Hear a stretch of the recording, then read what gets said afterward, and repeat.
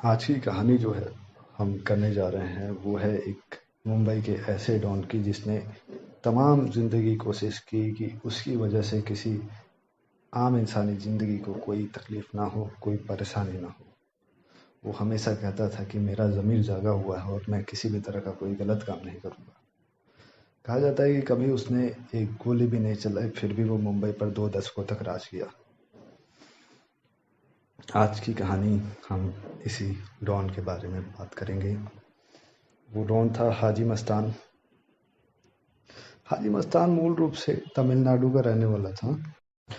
परिवार की माली हालत कुछ ठीक नहीं थी, इसीलिए पिताजी तमिलनाडु से मुंबई शिफ्ट होते हैं और वहाँ भी स्थिति बहुत ख़राब रहती है। खाने तक को पैसे नहीं रहते। किसी तरह वहाँ के पुराने बाज़ार में एक साइकिल पंचर की दुकान लगाते हैं और 10 साल तक लगभग वहीं काम करते हैं। छोटा मस्तान भी पिताजी की साइकिल दुकान में ही मदद करता था।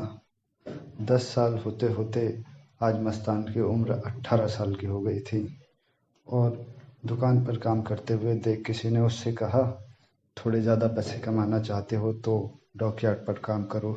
सामान उतरते हैं, उस पर कुली की ज़रूरत पड़ती है और वहाँ तुम्हें काम मिल सकता है। और फिर वो डॉकयार्ड पर काम करने लगता है।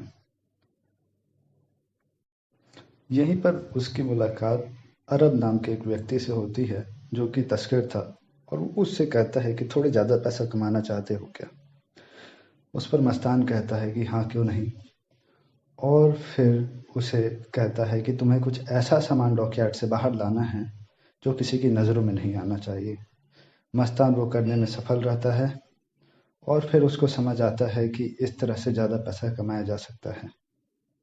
अब चीज़ों को छुप छुपा कर लाना उसकी रोज का काम हो चुका था और वो यही काम ही करने लगा। एक बार की बात है जब कुछ बक्से आने वाले थे जिसे छुप छुपा कर निकालना था, जिसमें से 3 बक्से हाजी मस्तान को निकालने थे और कुछ और बक्से थे जो अरब खुद निकालने वाला था। निकालते वक्त हाजी मस्तान ने तो अपने बक्से बाहर निकाल लिए, लेकिन अरब रह गया और उसे पुलिस ने पकड़ लिया। उसे 3 साल की जेल हुई और 3 साल के बाद जब वो वापिस आया तो मस्तान ने उसे तीनों के तीनों बॉक्स वैसे के तैसे दे दिए, वो खुले तक नहीं थे। इस पर अरब देखते हुए उसको ये बात बड़ी अच्छी लगी उसकी और बस यहीं से मस्तान की ज़िंदगी बदल गई। अरब ने पूरी तरह से मस्तान को अपने धंधे में शामिल कर लिया और इस बार से मस्तान की ज़िंदगी बदल गई। तस्करी की राह पर वो चला गया और अमीर होता चला गया। कहा जाता है कि मस्तान डॉन ज़रूर था, लेकिन उसने कभी गोली नहीं चलाई, ना ही किसी की जान ली। ऐसा नहीं था कि वो अहिंसावादी था, लेकिन वो खुद ये सब नहीं करना चाहता था। डॉक पर उसका एक छत्र राज चलता था और कुली भी उसे बहुत मानते थे।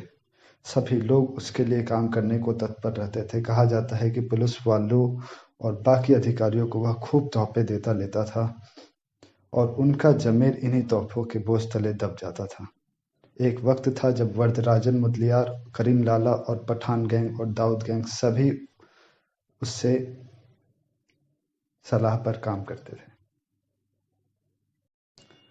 फिल्मी दुनिया में भी लोग उससे अक्सर मुलाकात करते रहते थे। मस्तान मिर्ज़ा को भी फिल्मों का बड़ा शौक था। फिल्म अभिनेत्री मधुबाला को वो बहुत पसंद करता था। कहा तो ये भी जाता है कि वह उनसे मोहब्बत करता था। यकीनन ये पसंद एक तरफा ही थी। मस्तान को मधुबाला तो नहीं मिली, लेकिन एक स्ट्रगल कर रही एक्टर जिसका नाम सोना था, वो मिल गई। सोना की शक्ल कहा जाता है काफ़ी हद तक मधुबाला से मिलती भी थी और यही वजह है कि मस्तान ने फिर सोना से शादी कर ली। कहा जाता है कि मस्तान ने कई फिल्मों पर पैसा लगाया, लेकिन सफलता नहीं मिली और वह चली भी नहीं। एक वक्त ऐसा आया जब मस्तान का रुआब अपने चरम पर था और पूरे महाराष्ट्र में उसका जलवा चलता था।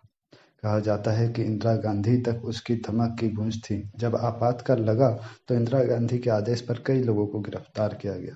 मस्तान भी उन्हीं में से एक था और इस बार जेल जाते हुए उसकी मुलाकात जेपी नारायण से हुई।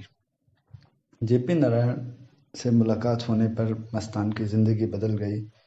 उसने जेपी नारायण का रुतबा देखा, लोगों के बीच उसकी चाहत देखी और जेपी नारायण भी एक अच्छा व्यक्ति था। वह सोशल एक्टिविस्ट था, वह समाज के लिए काम करता था। अब मस्तान की इच्छा राजनीति पार्टी में जाने की हुई। उसने अपनी एक राजनीति पार्टी भी बनाई और मैदान पर उतरा। दिलीप कुमार ने इस पार्टी का खूब प्रचार किया। उसका इरादा दलित मुस्लिम वोट के सहारे सत्ता हासिल करना था, लेकिन ये हो ना सका। मस्तान ने वीपी सिंह का भी प्रचार किया और काशीराम वीपी सिंह की तरह ही वह खुद भी राजनीति में आगे बढ़ना चाहता था। वह खुद को बाबा साहेब कहलवाना पसंद करता था। एक वक्त आया जब वह तस्करी छोड़ रहा था और साथ ही माफियागिरी से भी पीछा हट रहा था। ये वक्त था जब वरदराजन मुदलियार वापस दक्षिण लौट गया। करीम लाला और पठान गैंग का खेल लगभग खत्म हो चुका था। दाऊद का सूरज चढ़ने लगा था। पैसे, फिल्मों और राजनीति खत्म हो गया था और धमक दाऊद गैंग जैसे नए गैंग के कारण खत्म होती जा रही थी। हालांकि 555 सिगरेट पीने वाले मस्तान पर किसी अदालत ने कोई गुनाह साबित नहीं हुआ और उसने अपनी ज़िंदगी ऐसे ही बिताई।